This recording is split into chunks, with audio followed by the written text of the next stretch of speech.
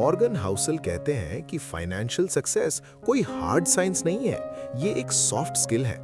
आप कितने स्मार्ट हैं उससे ज्यादा फर्क इससे पड़ता है कि आप कैसे बिहेव करते हैं। एग्जाम्पल, एक सफाई करने वाला रोनाल्ड रीड $8 मिलियन छोड़कर मरता है क्योंकि उसमें पेशेंस था, जबकि एक हार्वर्ड एजुकेटेड बैंकर दिवालिया हो जाता है क्योंकि वो ग्रीडी था।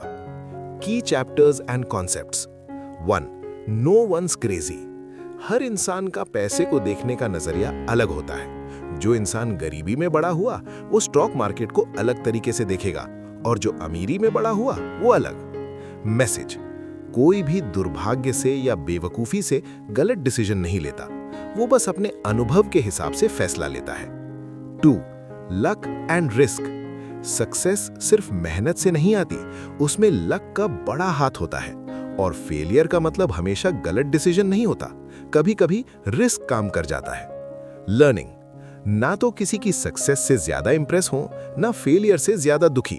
दोनों ही चीजें 100% आपके हाथ में नहीं है। 3. Never enough. सबसे मुश्किल फाइनेंशियल स्किल है गोल पोस्ट को रोकना। लोग दूसरों को देखकर अपनी जरूरतों को बढ़ाते रहते हैं। वार्निंग: कुछ ऐसी चीजें होती हैं, इज्जत, परिवार, आजादी, जिन्हें रिस्क पर लगाकर पैसा कमाना बेवकूफी है। Confounding compounding. वॉरेन बफेट की असली ताकत उनका दिमाग नहीं, उनका वक्त है।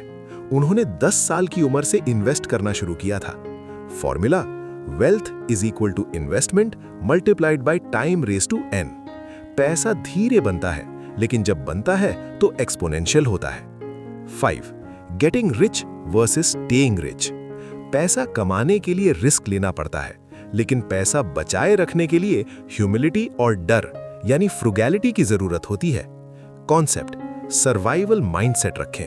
रात को सुकून की नींद आना सबसे बड़ा प्रॉफिट है। 6. फ्रीडम, असली आजादी। पैसे का सबसे बड़ा उपयोग यह है कि वो आपको आपका वक्त वापस दिला सके। क्वोट: अपनी मर्जी से जब चाहे, जिसके साथ चाहे, जितना चाहे काम कर पाना ही असली वेल्थ है। क्लोजिंग थॉट्स: पैसा कमाना एक स्किल है, लेकिन उसे संभालना एक आर्ट है।